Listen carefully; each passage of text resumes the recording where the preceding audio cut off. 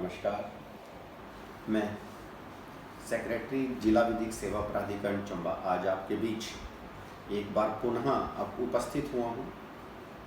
आज मैं आपके बीच दो कंपनसेशन स्कीम्स के बारे में चर्चा करूँगा। ये जो कंपनसेशन स्कीम्स हैं, ये जो विक्टिम्स ऑफ क्राइम्स हैं, यानी कि जिनके साथ अपराध हुआ है, उनके बेनिफिट के लिए बनाई गई हैं ताकि उन्हें कंपनसेशन दिया जा सके, मुआवजा दिया जा सके। पहली जो हमारी स्कीम है वो है नेशनल लीगल सर्विसेज अथॉरिटी द्वारा बनाई गई स्कीम, यानी कि राष्ट्रीय विधिक सेवा प्राधिकरण ने यह स्कीम बनाई है, जिसका नाम है NALSA compensation scheme for women victims survivors of sexual assault and other crimes. जैसे कि स्कीम के नाम से ही आपको क्लियर हो रहा है कि जो यह स्कीम है यह वुमेन विक्टिम्स ऑफ क्राइम्स के लिए बनाई गई है। वुमेन विक्टिम्स मतलब कि जिन महिलाओं के साथ कोई अपराध हुआ है, चाहे वो यौन शोषण हुआ है, चाहे वो सेक्सुअल ऑफेंस कोई भी हुआ है या कोई अदर क्राइम हुआ है, उनको मुआवजा देने के लिए, उनको कंपनसेशन देने के लिए, ताकि उनकी मेंटल और फिजिकल जो इंजरीज हैं उनको रिहेबिलिटेशन के लिए ये स्कीम बनाई गई है। इस स्कीम के तहत नंबर 1 जो सेक्सुअल असॉल्ट विक्टिम्स हैं वो आते हैं, यानी कि वो महिलाएं जिनके साथ कोई यौन शोषण, यौन अपराध हुआ है, चाहे वो धारा 376 के तहत हुआ हो, चाहे धारा 354 के तहत हुआ हो या धारा 509 आईपीसी के तहत हुआ हो। अगर इन तीनों धाराओं के अंदर कोई अपराध किसी महिला के साथ हुआ है तो वह इस स्कीम के तहत कंपनसेशन के लिए पात्र है। दूसरा, ऐसी महिलाएं या उनके डिपेंडेंट्स, कई बार महिला की मृत्यु हो जाए, अगर भगवान ना करे, खुदा ना करे, किसी क्राइम से महिला की मृत्यु हो जाए तो उनके डिपेंडेंट्स भी इस स्कीम के तहत कंपनसेशन के लिए पात्र हैं। तो ऐसी महिलाएं जिनके साथ धारा 304B के तहत अपराध हुआ है, यानी डाउरी डेथ, उनके जो वारिसान हैं, डिपेंडेंट्स हैं, वो इस स्कीम के तहत मुआवजे के लिए पात्र हैं। धारा 326A के तहत अगर किसी महिला के साथ अपराध हुआ है, 326A में वो ऑफेंसेस आते हैं जिसमें एसिड, आपने सुना होगा, एसिड अटैक होते हैं। भाग्यवश ये हमारा भाग्य है, खुशकिस्मती है कि हमारे हिमाचल में एसिड अटैक नहीं है, परंतु एसिड अटैक विक्टिम्स के लिए 326A धारा बनाई गई है आईपीसी की। 498A आईपीसी जो आपने सुना ही है कि अगर महिला के साथ दहेज से संबंधी कोई मारपीट होती है, मानसिक या शारीरिक रूप से उसको प्रताड़ना होती है, तो वह महिला भी इस कंपनसेशन स्कीम के तहत पात्र है। 498A के तहत तभी वो महिला पात्र मानी जाएगी अगर उसको कोई इंजरी आई है, जो इंजरी शेड्यूल में दी गई है। जो शेड्यूल में इंजरीज दी गई हैं उसके बारे में हम अभी आपसे चर्चा करेंगे। यानी कि वुमेन विक्टिम्स और उसके डिपेंडेंट्स इस स्कीम के लिए पात्र हैं, इस स्कीम में कंपनसेशन ले सकते हैं। इसमें प्रोसीजर क्या है स्कीम में कंपनसेशन लेने के लिए? इसमें जो विक्टिम हैं या उसके डिपेंडेंट्स हैं, उनको जिला विधिक सेवा प्राधिकरण, डिस्ट्रिक्ट लीगल सर्विस अथॉरिटी, जिसका दफ्तर जिला न्यायालय में ही है, डिस्ट्रिक्ट कोर्ट्स के बिल्कुल साथ ही है। आप डिस्ट्रिक्ट कोर्ट्स में आएंगे तो हमारे फ्रंट ऑफिस आपको फ्रंट में ही मिलेगा, जहाँ हमारे पैरालीगल वॉलंटियर और रिटेनर लॉयर बैठते हैं। जब आप उनके पास जाएंगे तो वो आपको गाइड करेंगे, वो हमारे दफ्तर में आपको लेके आएंगे। तो सबसे पहले विक्टिम या उसके डिपेंडेंट को हमारे पास एक दरखास्त देनी पड़ती है, जो एक स्पेसिफाइड फॉर्म में देनी पड़ती है, जो फॉर्म I इसके तहत ही दिया हुआ है। फॉर्म I हमने हमारे डिस्ट्रिक्ट कोर्ट्स की वेबसाइट पे भी डाला हुआ है, वहाँ से फॉर्म I मिल सकता है, और फॉर्म I हमारे दफ्तर में भी उपलब्ध है। सबसे पहले वो एप्लीकेशन देंगे, एप्लीकेशन के साथ FIR की कॉपी, मेडिकल रिकॉर्ड की कॉपी, डेथ सर्टिफिकेट वगैरह दस्तावेज लगाए जाएंगे। उस एप्लीकेशन पे जो जिला विधिक सेवा प्राधिकरण का सेक्रेटरी है, सचिव है, उसमें वो हर्जाना कंपनसेशन डिटरमिन किया जाएगा कि कितना कंपनसेशन ऐसी अवस्था में जैसा कि अपराध हुआ है देना चाहिए। इंटरिम कंपनसेशन का भी प्रावधान है। इंटरिम कंपनसेशन का मतलब यह है कि जब तक आपका कंपनसेशन की दरखास्त यहाँ से फैसला नहीं होता, जिला विधिक सेवा प्राधिकरण से फैसला नहीं होता, या आपके केस का न्यायालय से फैसला नहीं होता, तब तक मेंटल सपोर्ट के लिए उस महिला को या उसके जो डिपेंडेंट्स हैं उसको इंटरिम कंपनसेशन भी दिया जाता है इसी स्कीम के तहत। इसके अलावा दूसरा प्रावधान के तहत एक स्कीम तो हमने बताई आपको, इसमें आपको विक्टिम या उसके डिपेंडेंट्स को सीधी एप्लीकेशन जिला विधिक सेवा प्राधिकरण के दफ्तर में देनी है। इसमें जो SHOs हैं, जो जितने भी थाने के स्टेशन इंचार्ज हैं, स्टेशन हाउस ऑफिसर्स हैं, वो भी एप्लीकेशन डायरेक्टली दे सकते हैं।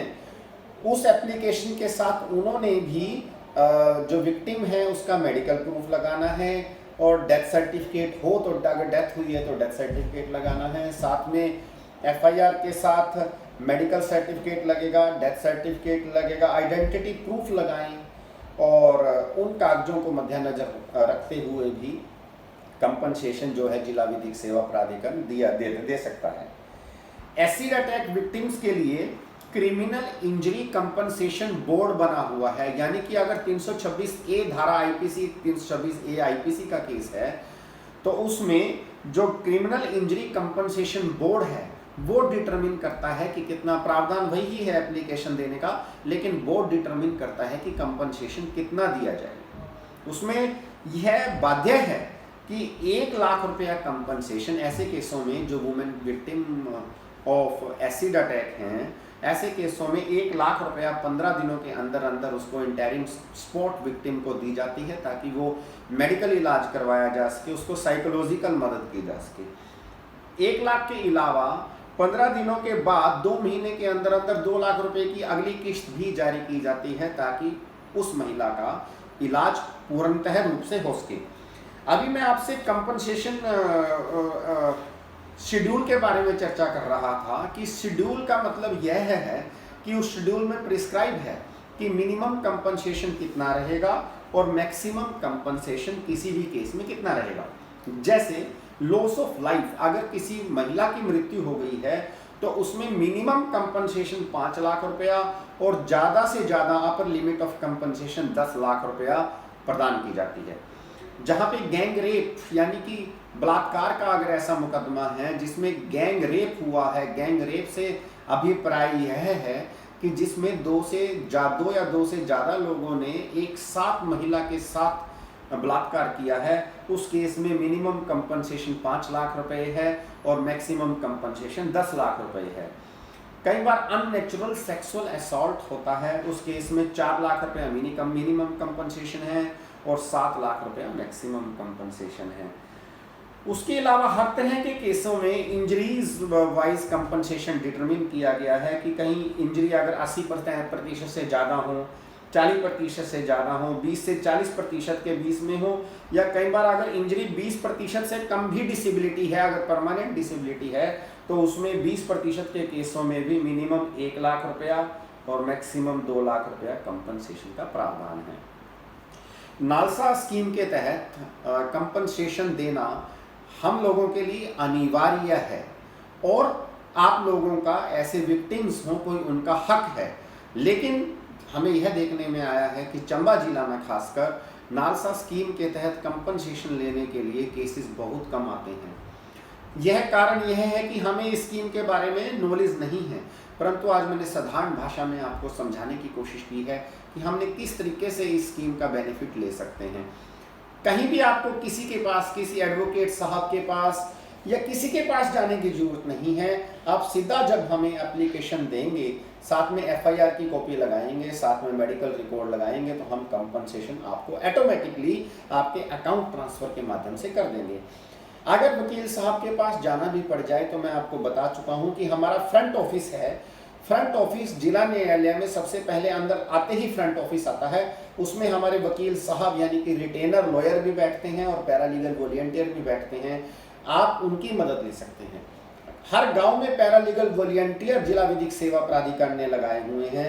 जिला विधिक सेवा प्राधिकरण ने टेली लॉ स्कीम भी शुरू की हुई है। टेली लॉ स्कीम के तहत आप अपने कॉमन सर्विस सेंटर के माध्यम से हमारे वकील साहिबान से फोन पे फ्री ऑफ कॉस्ट बात कर सकते हैं और इस स्कीम का मदद ले सकते हैं। आप हमने जिला विधिक सेवा प्राधिकरण और उपमंडल सेवाएं समितियों के भी फ़ोन नंबर जारी किए हुए हैं। आप वहाँ पे भी डायरेक्टली कांटेक्ट कर सकते हैं। परंतु इस स्कीम का बेनिफिट लेने से ही जो है लोगों तक असली न्याय पहुँच पाएगा, तभी उनकी मदद हो पाएगी। हमारी जो दूसरी स्कीम है वो हिमाचल प्रदेश सरकार की स्कीम है, कंपनसेशन स्कीम इसी तरह की। उसका नाम है HP victim of crime compensation scheme.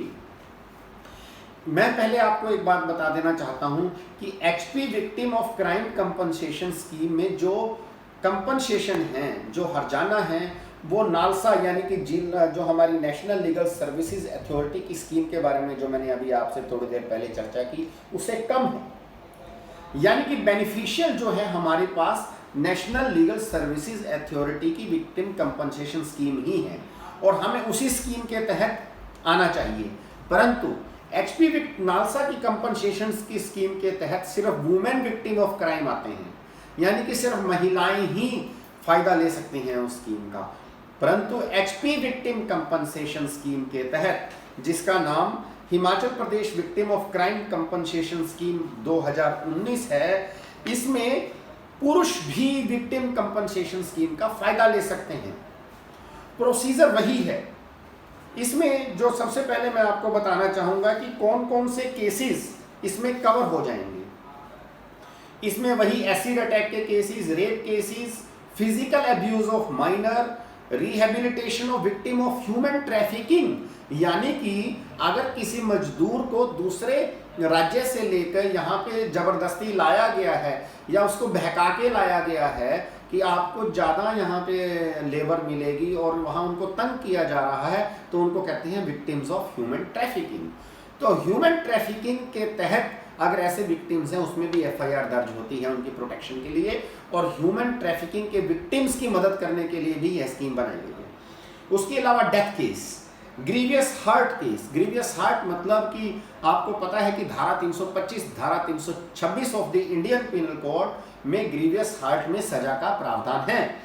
Grievous heart का मतलब यह है कि कहीं हाथ पाँव में फ्रैक्चर कर दिया, किसी ने चोट मार के हाथ पाँव तोड़ दिए, दांत तोड़ दिया, कोई ऐसी इंजरी करवाई जिससे परमानेंट डिसलोकेशन हुई या पार्शियल डिसलोकेशन हुई, तो उस केसेस में भी है इस स्कीम के तहत बेनिफिट ले सकते हैं। पार्शियल डिसेबिलिटी, परमानेंट डिसेबिलिटी, इसमें दोनों ही कवर होते हैं। पार्शियल डिसेबिलिटी केसेस भी, यानी कि अगर किसी चोट से डिसेबिलिटी हो गई है जो पार्शियल है, जो थोड़े समय के लिए है, और परमानेंट डिसेबिलिटी भी इसमें कवर है। यानी कि इस स्कीम के तहत महिलाएं और पुरुष दोनों ही फायदा ले सकते हैं। प्रावधान वही है, वैसी ही एप्लीकेशन आपने जिला विधिक सेवा प्राधिकरण के दफ्तर में उसी फॉर्म एनेक्सर आई पे देनी है और उसके साथ वही दस्तावेज लगाने हैं जो मैंने आपको बताया। तो इस स्कीम के तहत भी मिनिमम कंपनसेशन का प्रावधान है, और जो कंपनसेशन का मिनिमम प्रावधान है, जैसे नालसा स्कीम में मैंने अभी आपको बताया था कि नालसा स्कीम में जो कंपनसेशन है वो सचिव जिला विधिक सेवा प्राधिकरण ही डिटरमिन करता है। परंतु Himachal Pradesh victim compensation scheme में जो डिस्ट्रिक्ट लीगल सर्विसेज अथॉरिटी है, जिला विधिक सेवा प्राधिकरण है, जिसमें माननीय चेयरमैन माननीय सेशन जज साहब होते हैं और मेंबरान डीसी साहब, एसपी साहब और हमारे बार एसोसिएशन, जिला बार एसोसिएशन के प्रधान, पब्लिक प्रोसिक्यूटर, जिला पब्लिक प्रोसिक्यूटर, ये सब मेंबर होते हैं और वो सब मिलके कंपनसेशन डिटरमिन करते हैं कि एचपी विक्टिम कंपनसेशन स्कीम के तहत कंपनसेशन कितना होना चाहिए। मैंने एक बात अभी आपसे चर्चा की कि नालसा स्कीम के तहत कंपनसेशन का ज़्यादा प्रावधान है, तो जो व्यक्ति नालसा कंपनसेशन स्कीम के तहत कवर होते हैं यानी महिलाएं, उनको मेरे हिसाब से नालसा स्कीम का ही बेनिफिट लेना चाहिए, और जो व्यक्ति नालसा स्कीम के तहत कवर नहीं होते वो Himachal Pradesh victim compensation scheme का फ़ायदा लेके कंपनसेशन ले सकते हैं। मुझे आशा है कि जो मैंने आज आपसे कंपनसेशन स्कीम्स के बारे में चर्चा की, उससे हमारे ज़्यादातर जो हमारे दिमाग में प्रश्न चल रहे होंगे ये वो क्लियर हो गए होंगे। हमें यह ज्ञात हो गया कि कैसे हमने इस स्कीम का बेनिफिट लेना चाहिए। ये स्कीम जो बनाई हुई है भारतीय सिटीज़न, इंडियन सिटीजन्स के फ़ायदे के लिए बनाई हुई है, ताकि उसको जो फिजिकल, इमोशनल, मेंटल लॉस हुआ है किसी क्राइम होने से, उसकी भरपाई हो सके। पूरा भरपाई पॉसिबल नहीं है, लेकिन उसका मानसिक तौर से, शारीरिक तौर से उसकी ट्रीटमेंट करवाने के लिए, उसकी मदद करने के लिए कंपनसेशन स्कीम बनाई हुई है। और मुझे आशा है कि आप इन स्कीम का बेनिफिट्स लेंगे। मैं एसएचओ से अनुरोध करूंगा, जो हमारे इस चैनल को अगर पुलिस ऑफिशियल्स देख रहे हैं, ऑफिसर्स देखें, तो एसएचओस को अनुरोध करूंगा कि नालसा स्कीम में एफआईआर की कॉपी, जो मैंने आपको प्रावधान बताए, धारा 498 AIPC, 326 AIPC, 354 A to DIPC, 376 IPC, ऐसे केसेस की एफआईआर आप हमारे पास मैंडेटरी रिपोर्टिंग करें। ये मैंडेटरी है रिपोर्ट करना लॉ में, क्योंकि honourable judgement of supreme court भी है।